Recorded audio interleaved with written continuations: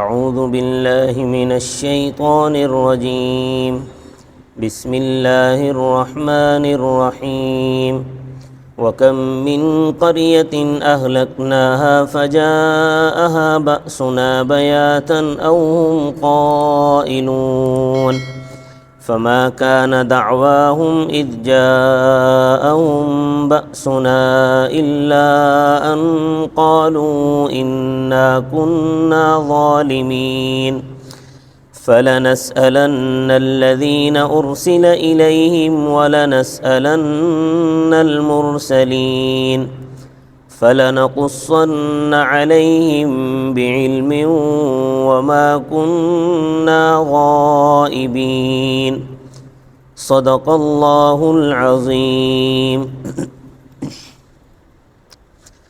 بعثت رسل کا سلسلہ حضرت نوح علیہ السلام سے جاری ہے۔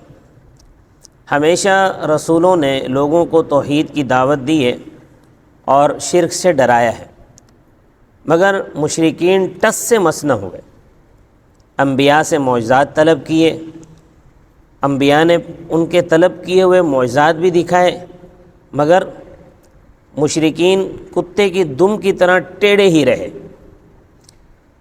بس اچانک پھر اللہ کا عذاب آیا، عذاب کا کوڑا برسا۔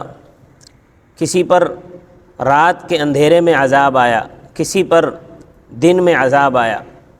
جب ان پر عذاب اترا تو وہ پکارنے لگے کہ ہم نے اپنے پیروں پر کلہاڑی ماری ہے، مگر اب پچھتانے سے کیا ہو سکتا تھا۔ یہ مضمون 2 آیتوں میں بیان ہوا ہے۔ پھر 2 آیتوں میں عذاب آخرت کا بیان ہے، وہ لمبا مضمون ہے۔ خلاصہ یہ ہے کہ اللہ کی دربار میں امتوں کا مقدمہ پیش ہوگا، ان سے پوچھا جائے گا کہ تمہارے پاس ہمارے رسول آئے تھے، انہوں نے تم کو توحید کی دعوت دی تھی، تو تم نے ان کو کیا جواب دیا تھا؟ توحید کی دعوت قبول کی تھی یا نہیں قبول کی تھی؟ سورہ قصص میں ہے ماذا اجبتم المرسلین، تو وہ جواب دیں گے کہ ہمارے پاس تو کوئی رسول نہیں آیا تھا۔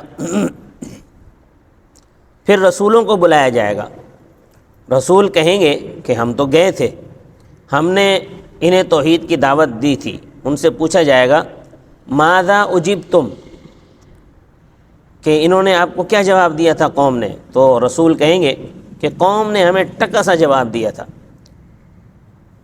دعوت قبول ہی نہیں کی۔ اب چونکہ رسول مقدمے میں مدعی ہوں گے تو ان سے گواہ طلب کیے جائیں گے، تو وہ امت محمد صلی اللہ علیہ وسلم کو گواہی میں پیش کریں گے۔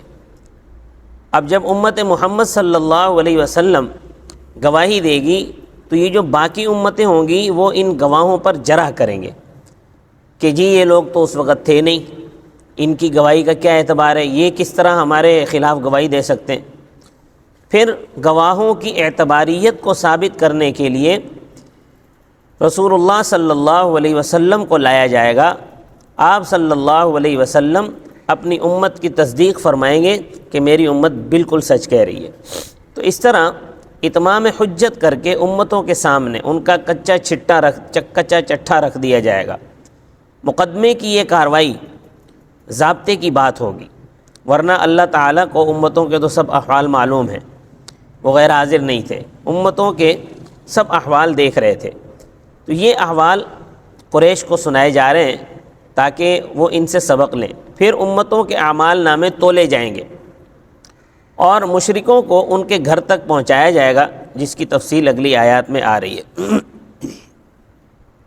تو فرمایا وَكَم مِّن قَرْيَةٍ أَهْلَكْنَاهَا، اور بہت سی بستیوں کو ہم نے ہلاک کیا، فَجَاءَهَا بَأْسُنَا بَيَاتًا، پس پہنچا ان کو ہمارا عذاب، بیاتاً درا حال ہے کہ وہ رات میں سوئے ہوئے تھے، او ہم قائلون، یا وہ قیلولہ کرنے والے تھے۔